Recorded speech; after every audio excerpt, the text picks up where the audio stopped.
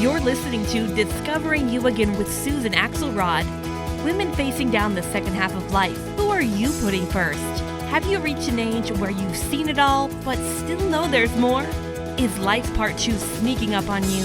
Look inside yourself and buckle up. We're just getting started. Don't settle for being comfortable in your skin. Break free and be radiant, inspired, confident, and abundant. These are your years. Take them and stop apologizing. Attack the second half of life with a purpose. Discovering You Again with Susan Axelrod starts now.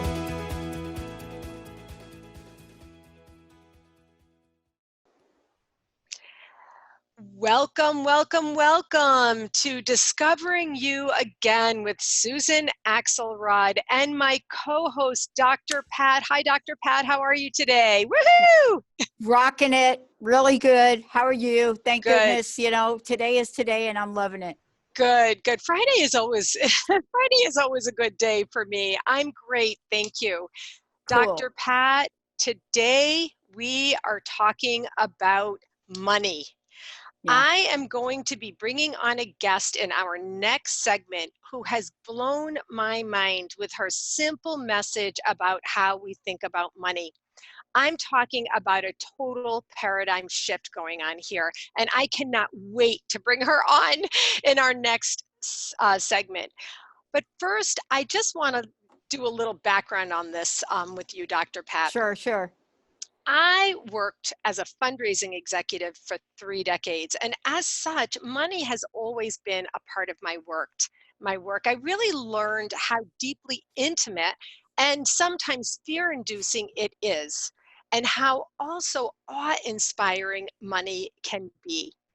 I've explored personally myself and studied prosperity consciousness for more than 15 years, and I broke through my own thoughts of scarcity, or what I sort of term never enoughness. And for full disclosure, I keep it real here. You know I do, Dr. Pat. I know you do. I do. I really did fight with my husband for many years about money.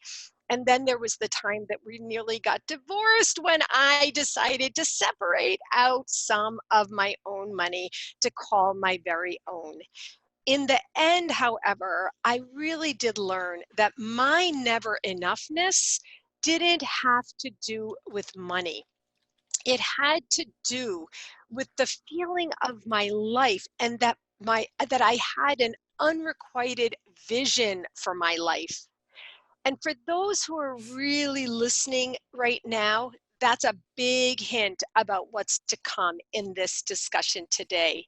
Stay tuned for that. So really, it's for this reason that I always knew that I would talk about money and, really hit on the topic of money in my Discovering You Again work. I've written about it in my upcoming book. I include it as an entire module in my online course, and we are talking about it today. So Dr. Pat, let's talk money. Yeah. How would you describe your money mindset? You ready for it? I'm ready. Yeah, you know I am. Money, get away. Get a good job with good pay and you're okay. Money, it's a gas. Grab the cash with both hands and make a stash. And I got to tell you, if Sean doesn't know what song I'm referencing, new car, caviar, star daydream. Think I'll buy a football team. Money, get back. I'm all right, Jack. Keep your hands off my stack. Money is a hit. Don't give me that do-goody-good BS. I'm in the high frequency first class travel set, and I think I need a Learjet. Money. Pink Floyd. But then they go on to say this, because this is really, you're asking me where my mindset is, and I want to break this down in terms of their lyrics. So then they go on to say money it's a crime. Share it fairly, but don't take a slice of my pie. Money, so they say, is the root of all evil today. But if you ask for a raise, it's no surprise that they're giving none away. away, away. Now, that's Pink Floyd. That song became very, very popular, not because it's the best song Pink Floyd ever wrote, because I don't think it is, but it's a song that hit the hearts of people at this time. Mm, It is a song that I think is relevant in the world we live in today, mm. right? Yes. Who is not thinking this? I'm in the high fidelity first class traveling set, and I think I need a Learjet. And if I don't get my Learjet, right, I am not feeling the mojo. Right. I mean, this is so true. Social media has really given these frames, just a frame. It's one frame, but it's given us this frame of understanding that people can travel in Learjets, and why can they and why can't I? So I'm on board with you there. Well, I mean, let's just kind of be really upfront about this because, if we're going to be completely transparent, people have asked me that are watching our political arena. They asked me, what do I think is the top issue? What are people talking about? What's the top issue? What are people talking about? And when I give them my answer, they look at me like, no, that isn't it. And so my answer is money. We're talking about money. We have political candidates that are talking about money. Let's tax the wealthiest. This morning, one of the candidates said, I hope that we can abolish billionaires. And then we're looking at somebody else getting in the race that is a billionaire. And so when we look at the top of our infrastructure of government here, and it doesn't, this is not party specific. Look at the whole range. One of the toughest conversations that's being had is about money. I can't raise the money. He can raise the money. Money, money, money, money, money, money, money. It is in our face. And it's in our face at the very infrastructure of who we are as a country. But is that so bad? Well, on the one hand, is that so bad? But what I will tell you, I'm sitting here listening to you and having this feeling of that it's sort of out of my control. Of course, I have my vote, but there's a lot about what you're talking about that is sort of way out there. And that kind of money is sort of amorphous to me, to tell you the truth. That level of money really, I think that song, and what is depicted is sort of on the minds of people, even right here with our own pockets. I will tell you that I am. I'm on, as I've mentioned very often here, I'm involved with several large Facebook groups of women. While on the one hand, women are definitely talking about this, this whole idea that you're talking about. On the other hand, they're also talking about what's happening in their personal space. And what's happening in their personal space, it ain't pretty. Right. It really is not pretty. The low earning wages, money they've lost in divorce, never having learned how to manage money. And this really is so disempowering. And so, in an ironic sort of way, that big picture that you're talking about, that's sort of above most of us, is, disempowering, because we feel like we can't grasp it. We can't like grab control of exactly what you're saying. And I say that really, for us to change our money mindset is where we grab control here, which is what then allows us to impact that bigger picture. Yeah. Um, at the heart of this, and I'm Hmm. sure we'll talk about it today, it isn't really about money because money is what used to be thousands and thousands and thousands of years ago. Money represents a form of exchange. And I studied exchange for 10 years under the guise of agreements, contracts, psychological contracts. Money is one of the greatest psychological contract factors we have in the world today. It is the number one thing outside of personal betrayal.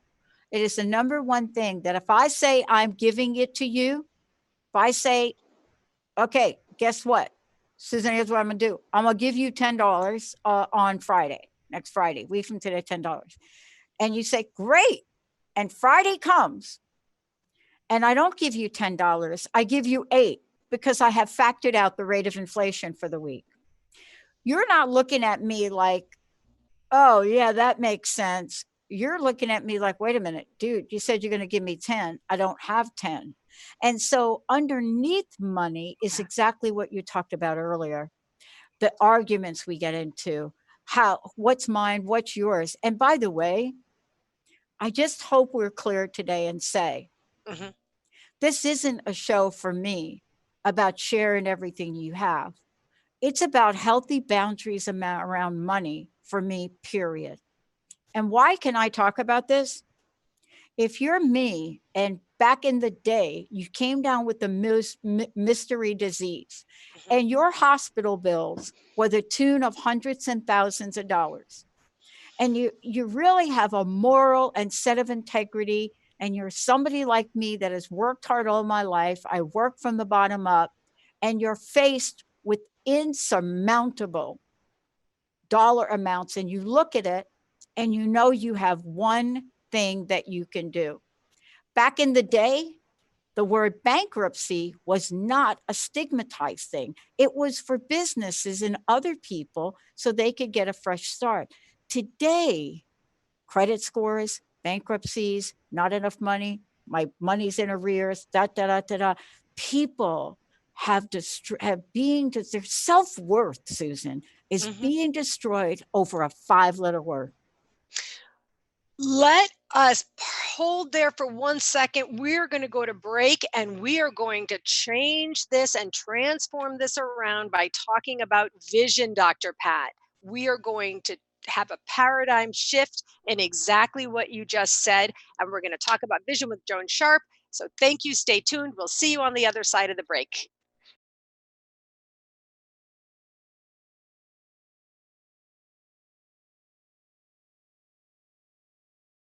Talking money mindset today. We've already been all the way out and all the way back in. I am so happy that you have come back from break.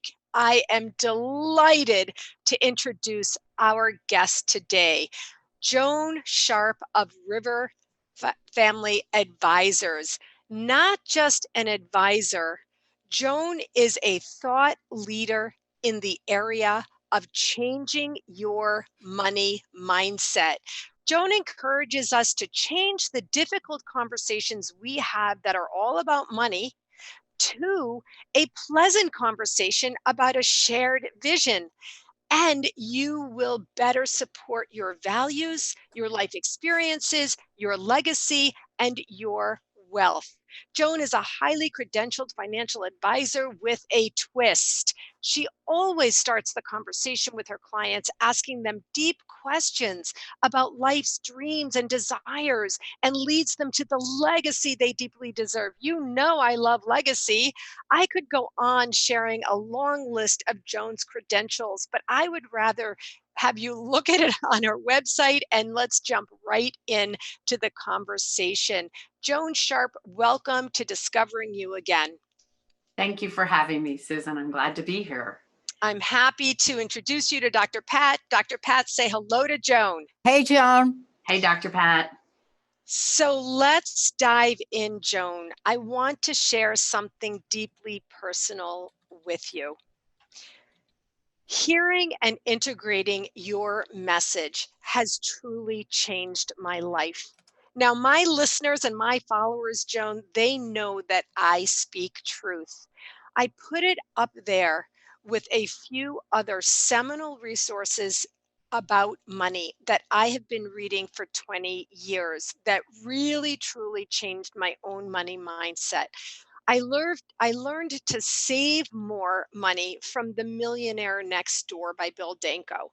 I learned about the importance of having your money earn for you from Rich Dad Poor Dad by Robert Kiyosaki.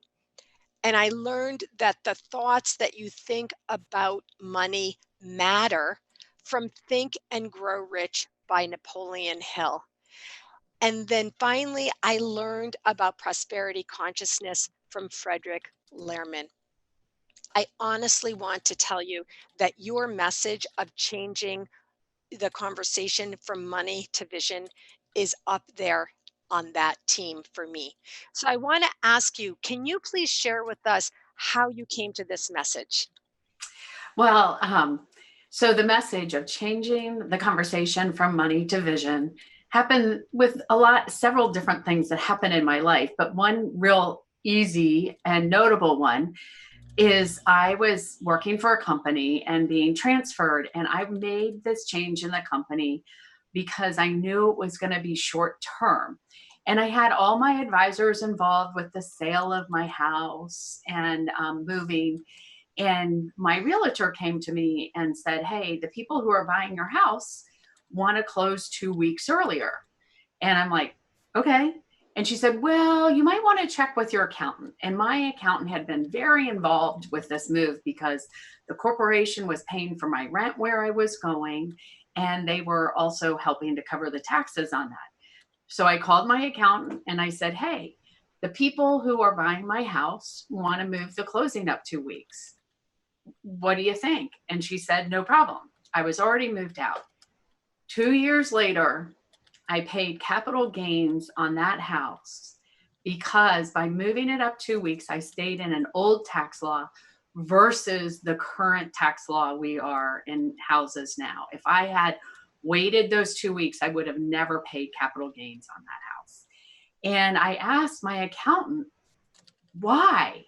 And she said, "Well, I just assumed that you would buy another house within the 2 year time frame." And I'm like, "Why didn't you talk to me or ask me what was going on?"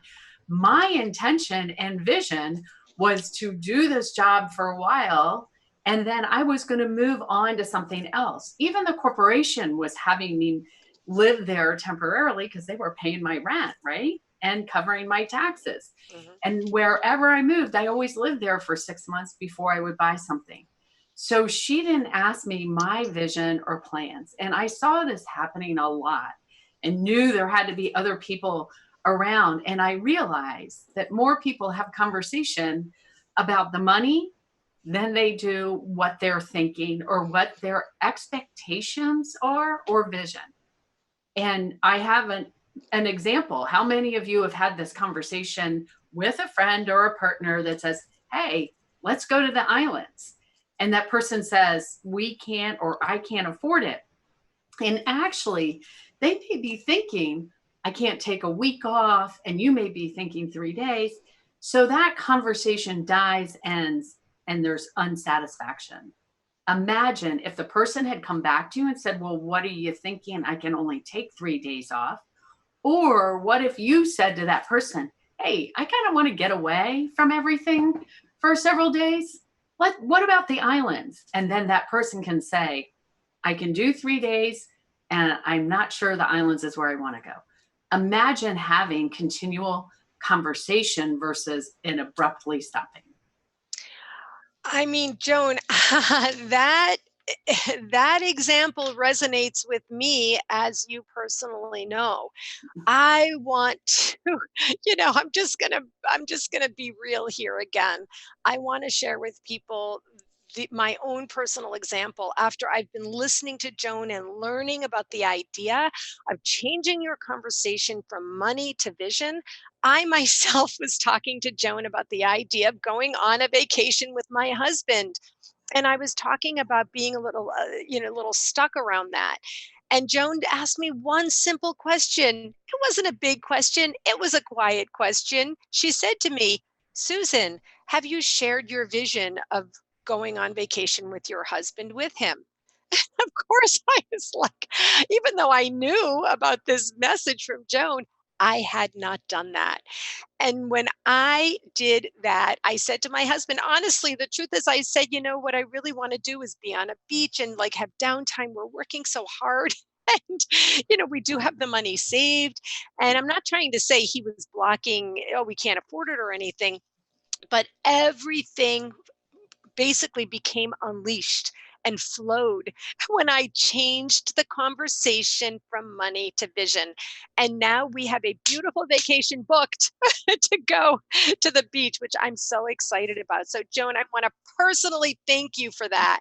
And honestly, this message matters. So, Dr. Pat, do you get this? Are you feeling that shift in mindset from money to vision?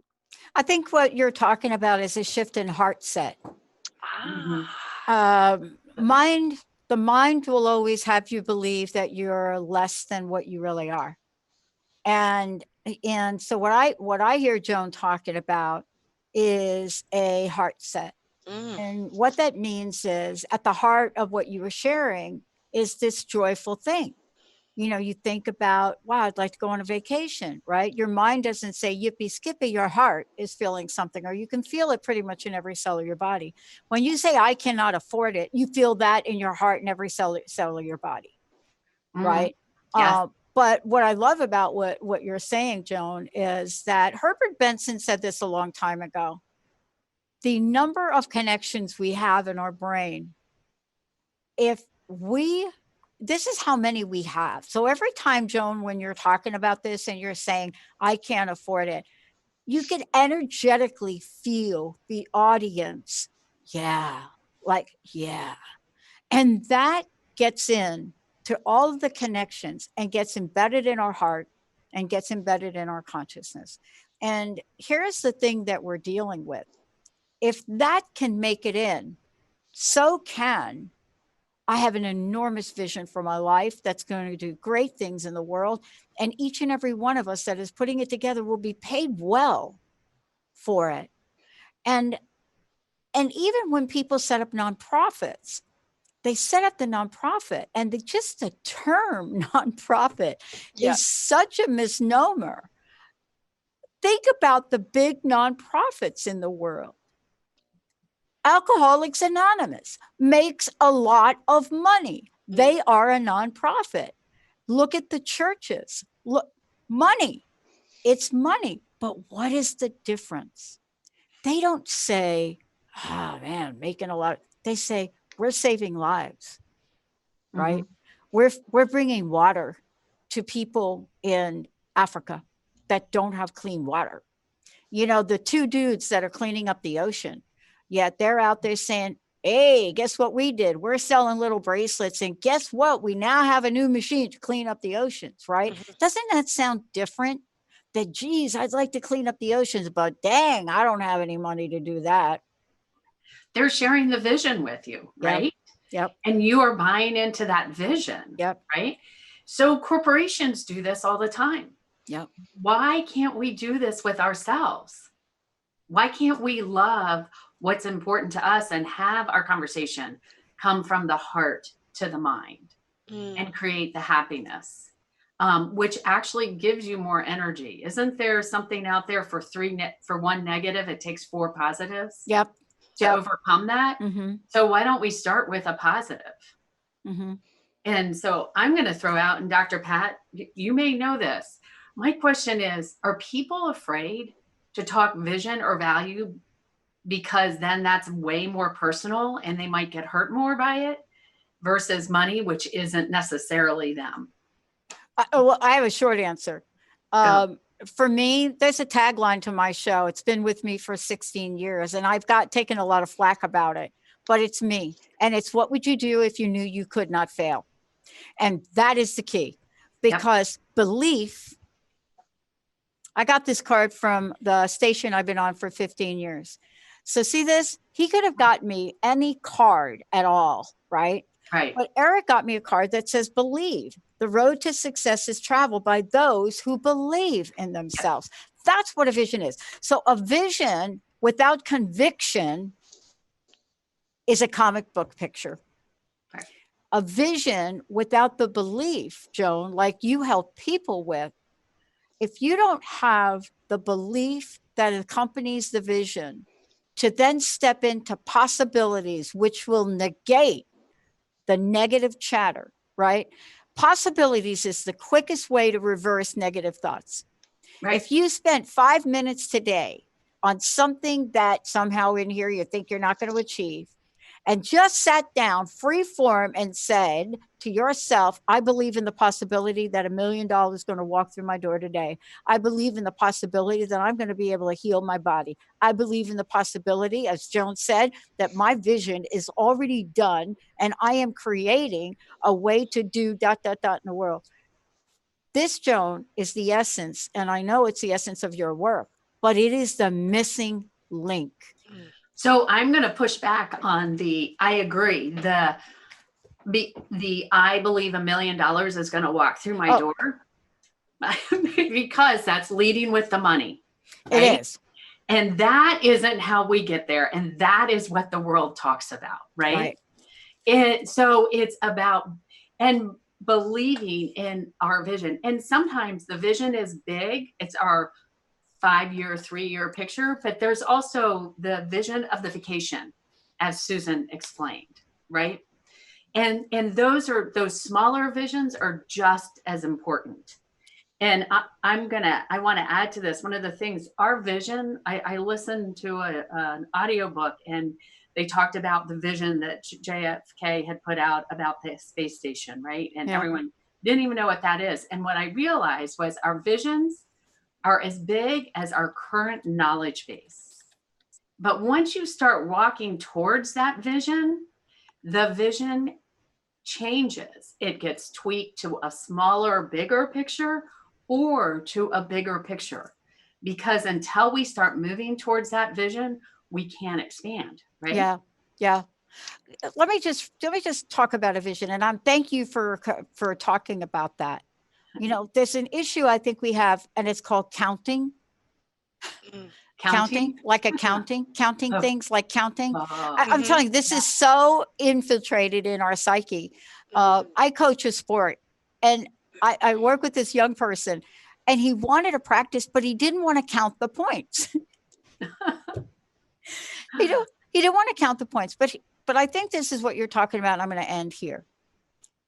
Women's rights means perfect equality for women in everything and every place, equal freedom and franchise in the government, equal chances at play and work, equal powers in church, society, and the home, never being treated as a child or inferior, always as an equal, responsible human being. That's a vision that was stated by Susan B. Anthony. And you couldn't take her off her game, not for not having money to support her vision, right? You understand? Not for being told she couldn't. But this is really where I think you come in, because I think for the most part, we don't quite understand how to articulate a vision. Susan? You know, Joan, I'm going to step in when we talk about how to articulate a vision. Look, I love what's going on here. I'm taking some notes as we're talking. I really just wanted to really touch on that thing that Dr. Pat said earlier about, you know, Joan, you're feeling that energetic shift or that energetic breath in an audience, you know, when you speak to people. I know it happened to you when you spoke to my group, you know, 2 times recently. And so I do believe that we are hitting on something here. Articulating a vision, I just loved what you just said, Dr. Pat, about that big vision that Susan B. Anthony had. That's like, you don't move from that vision. That vision is organic, it's divine. You know, for her, it was divine. It was her guiding star, her true north, and there was only that vision, and there was big movement, you know, towards that vision as guided by that vision. We're also needing and wanting to bring it in for, you know, what I call regular people to have the experience. Joan, correct me if I'm wrong, but I was thinking I was hearing you say, and I've experienced this myself, that the more experience and then success we have with setting these visions for ourselves and achieving these visions is moving along the way of towards the ability of that bigger vision of which you just spoke. Is that? Yeah, well, when you have the small success, Susan, as you did. Yeah. And that's why starting, you know, with it's the conversation. You just had that conversation about vision instead of money. and you actually had an enriching, beautiful conversation. So it is a way of changing almost every conversation, of sharing. And to Dr. Pat's part about the counting, I will say there is the technical side, our analytical side, right? And there's our personal side. And that young man felt more comfortable on his personal side than his analytical for whatever reasons in his life. But we have to put the breath between the two because the two coexist in reality, and for us to move forward on the analytical and the personal. And we live our lives in every part, and especially when we have money conversations, is with them separate and not overlapping.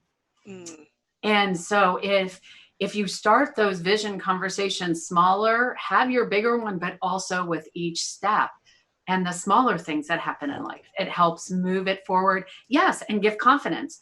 Don't we automatically get confidence when we have success? Yes. Yes, we do, says the confidence coach.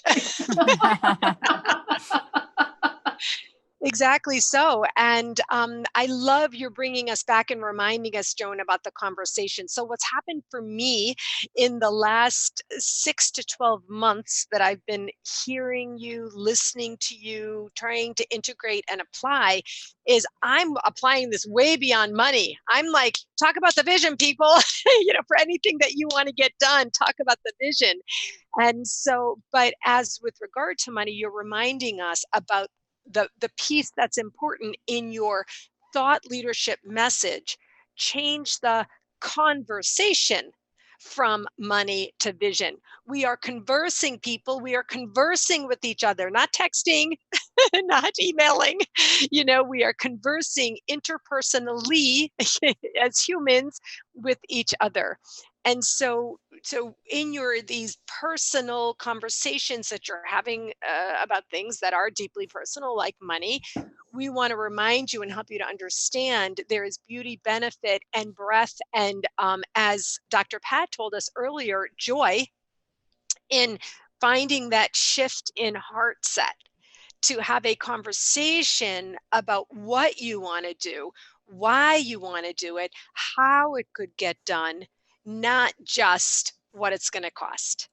Well, and I'm going to add to this because of the Learjet example Dr. Pratt brought in earlier, and this is perfect. Is that really who you are? And yes, it could be a dream to do it one day, but you've got to look at the resources and what you have now, and how is that Learjet going to represent you, right? And sometimes I'm going to say, maybe when you create a vision, you have eventually, I want to go on a Learjet. It may not be that you own it, but you end up meeting or working with someone that has one, and you end up on that Learjet. Okay. It isn't, but that shouldn't be the picture, because do you want that Learjet to be what people remember you for? Because part of this vision and how you show up is how you want people to remember you. And I'm going to add here, people do these changes when life changes, right? When you have transition, disruption. I'm going to push back and say, why don't we start doing this while life is in the calm? Even though you may be afraid of rocking a boat, isn't it easier to rock a boat while things are calm and you can steady it than when things are already all crazy and turbulent, than trying to then change the conversation? Start doing test conversations about vision. And don't we get upset or disappointed when expectations aren't made that we have of someone else or of ourselves, and we don't know why we get mad or frustrated? Where maybe if we shared what our expectation was, which is a vision, right? An expectation is a vision. Then there might be a meeting of the minds. I'm just loving this. Dr. Pat, you've made reference before to the crowdfunding thing and what that's all about. I'm not sure, but whatever it is, I just want to I hope that you will begin to even transform your own mind, or not that I'm not saying that you're not, but about really communicating that vision. And really starting with that vision, because it sounds like when you talk about crowdfunding, that's a very big thing, a huge opportunity, a transformational, thing going on. Well, but we're doing it the way that I think Joe just talked about. And what that is we're conducting focus groups. So, there's the vision, right? And I just and the gave conversation. gave you one line of it. Yeah. But part of having a vision too is, in my language, my mom used to say, Pat, you got to put some meat on the bones. And what that meant to her was, I am an idea generator, but how do you get the vision and then the action? And this is not today. This is not a conversation for today, because we're very specifically talking about the money aspect. But the vision, and once you have it, and by the way, I have an enormous business plan for it. But in order to go to a next level, how do we know this thing's going to work? Do we need to adjust our vision now that we're moving into action? Is it something people will actually want to buy or invest money in? But the vision, as you were saying, is driving the conversation, not the money. And that, I think, if we could just learn that part of what you said, then can you imagine how many things people would do to create a better world? Well, and the creativity that you can have, because sometimes when you don't have the resources, for example, when our first recession happened, Hallmark came about, right? When we have to think harder about it, right? And even people with plenty of resources will throw things and buy things, but until they have a vision, they're not going to be satisfied on what is it you're trying to accomplish, and have that conversation together, because it does create creativity. And then you open the chance for adjusting as you go, right? I love this. I got chills just before when Dr. Pat said, we're having focus groups, because what in response to Joan saying, have the conversation when you're in the calm, CALM, instead of in the transition and the difficulty. So we're going to go to break in just a minute, but I really do just want to say I'm like so happy right now, because Dr. Pat, that was the perfect example where you're having these focus groups while you're in the calm, you're planning something big, but you're not in the chaotic transition of whatever this amazing awesomeness is that's going on. And so you're really right in the model of what we're talking about here. We blew through the last break, but I'm going to have us take a little break now. And I want to ask our listeners to really give this thought. I want to invite you to think hard about what we're saying and figure out how you can apply this to your own self in your own life. And when we come back, I'm going to ask Joan to share a little more detail on explicitly how she does her work, and how we can benefit from that. Awesome. So stay tuned, everyone.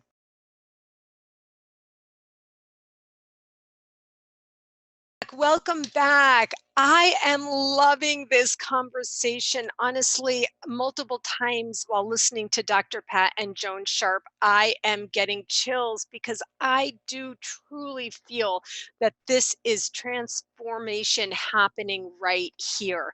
Transforming your money mindset, or as Dr. Pat helped us to understand, your heart set, is vital for you to be able to live the life you want to live, for you to accomplish the dreams that you have in your mind, and for you to really be able to activate your own personal vision. Joan Sharp from River Family Advisors is our guest, and we're talking changing the conversation from money to vision. Joan, thank you so much. This has been so fun. I would like to ask you if you can tell us about the methodology of your work. Tell us about your circle group conversations. Tell us your own vision for this work. I can't wait to hear. Yeah.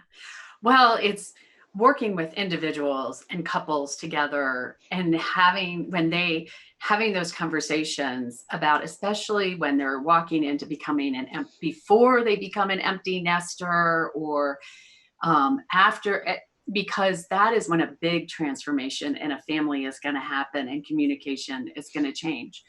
But on top of really changing the conversation, I don't want to just talk about this and only work with a couple people. This is too important to start changing.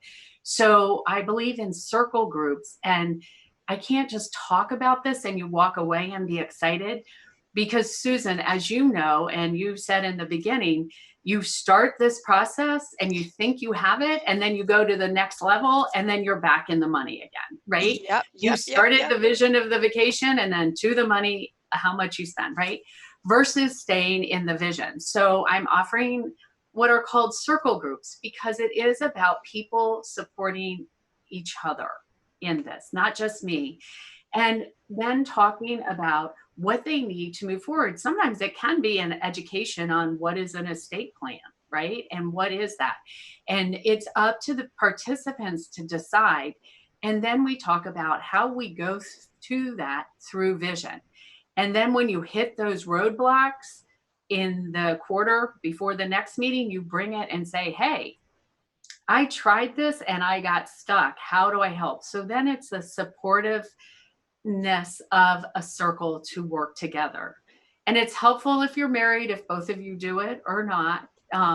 But that is being able to do that. And they will be video calls, because I want everyone present and feeling the energy of each person there, and kept to 1 hour, because I know we're all busy and crazy, and they'll be quarterly. So I'm hearing you say they'll be quarterly over the course of a whole year, so that you really have support from each other. I'm hearing you say how important it is for people to show up, to really engage in this thinking and discussing process. I'm hearing you say that your circle group conversations are going to be people supporting each other, sharing with each other and listening to each other. And of course, the nature of a circle conversation, in case people are not aware, is that you're creating this safe space for people to speak freely and honestly, possibly from a vulnerable place, when after all, anything around money really is, a little bit vulnerable for some people. Right. So how many people would be in one of your circle groups, for example? No more than 6 per group, because for 1 hour to give people the time. Mm-hmm. And what is also nice about the circle group is to learn to listen with no judgment. Because if you're not married, if you're married or family members, in order to hear the vision, you have to not have your own hearing, but a non-judgmental, so you are open to hearing what is being said. Interesting idea about having couples participate, both people in a couple or partnership, either a personal partnership or a business partnership, participate in that kind of circle conversation where A, it's safe, B, there's no judgment. Because let me tell you, there is judgment about money. There is judgment in couple relationships, partnerships, and also in, business partnerships. So I love the idea that if you are part of 2, you would both be there. But you and I, Joan, have also talked about singles. People who are single, and how in some ways they really do need the support of this type. Because people that are single, being one of them, you go through some days, and if you're me, you go through some days and you think, who the bleep am I going to talk to about this? You're not going to talk to your people, right? Because you don't want to get people sideways. I have a best friend, but I can't talk to her all the time because everybody rolls their eyes. They're like, oh, well, here she goes, another idea. Yeah. So the fact that you're creating a group like this is beyond important for people. It is so important to have what you are creating, these circles. How do I sign up for this?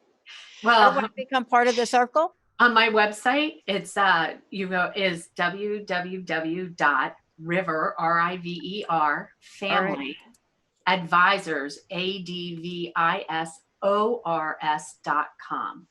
Okay. riverfamilyadvisors.com. And on the top, it says change your conversation. And you click on that, and there's a drop down for conversation groups. And the thing that I know that Joan is going to be having multiple groups going on simultaneously. Each one will be its own isolated circle group, but I know there'll be multiple groups going on in a year. Dr. Pat just revealed something so important. Every leader is lonely in some way. Every leader is lonely. Leaders lead. They're not. They can't, really confide in the people who work for them or whatever. Well, and this is personal. I want to remind you, I'm working on the personal side. Yeah. This is, Yeah. and especially as a leader, on the personal side, it's hard to share. Right. I definitely, I'm glad you brought that up, because that was one of the things I wanted to say before. Yeah. It stems from the personal side. It is in the personal side. I've learned that from you, Joan, and for me personally, and our conversations about all of this and my own integration and applying of this really, truly transformational money mindset. It has flowed forth from my personal conversation with my husband. I have this conversation with my clients. I have it with colleagues. I have it in collaborative, groupings that I'm working with. So it is personal, but it does flow out into your professional life as well. Yeah. Yeah. So we've got the circle. I'm looking at my notes. I want to make sure we get everything in here. We have the circle groups. And then, Joan, also, you are going to be speaking to groups. You're going to be a speaker talking about this idea. What kind of groups will you be speaking with? Well, once again, it will be focused on individuals that want to hear on their personal side, getting ready to become an empty nester, right? And people who may be getting ready to think about having a family or are in the midst of having children. It is really, or have know that they have not talked about money with their older children and are at a stage in their life they feel like this is time that we need to start talking about what we're doing with families, and maybe not grounded. And anyone's, before you sell a business or thinking about selling a business, you and your spouse, especially if you're married, and even if you're not, because really, if you're not, Dr. Pat, I'm single too, you need someone. What is my life going to be? Who am I going to be moving forward? And I have to say, starting these conversations 3 to 5 years in advance are helpful, because your mind has always been so wrapped in one way. And you need to start opening and thinking of all the other possibilities that are out there. And it usually doesn't. I have someone I worked with, we worked together at least 5 or 10 years starting to write the vision of what the next stage of life would look like. And there was education involved and stuff. So it's individuals that really know something is gonna be coming, and they want to be proactive and prepared. Joan, we have just a few, less 1 minute. I want to invite you to read the River Family Advisors impact statement, so you can really help, further elucidate. This is why I am called River Family Advisors. We all come from a lake at the top of a mountain, one family. We start a journey as the river. The rocks serve as natural filters to filter out family stuff. There is transition and change. And like a river, we leave our mark carving it out every day. It becomes our legacy. In the end, we join the lake at the bottom of the mountain. That is so beautiful. I closed my eyes as you were reading it. Of course, I know it so well. I've heard it so often, and I love it every single time. It's such a beautiful expression of the work that you're doing, and also the legacy impact that every person yearns for. And so thank you so much. Joan, I want to thank you so much for joining us today.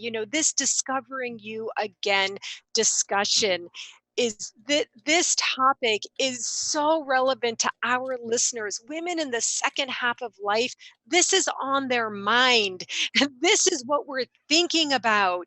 These are the dilemmas we have, the problems that we have. And I am just delighted to really have you as a guest on our show. And I will look forward to staying apprised and staying tuned to what it is that you're doing. Dr. Pat, thank you so much for this conversation today. I've always loved seeing you. Any parting words from you? No, I think that Joan has said it all. Thank you. Well, folks, that's it for today. We will see you next time on Discovering You Again podcast with Susan Axelrod and Dr. Pat. Awesome. You've been listening to Discovering You Again with Susan Axelrod on Transformation Talk Radio. Thank you for tuning in, and be sure to catch us next month as Susan Axelrod helps answer that burning middle-aged question, what now? Get ready to dive in and be radiant in your skin. Connect to a dialogue of fun, encouragement, and new ways to tackle your future. For more about Susan, go to www.whatwillyourlegacybe.com.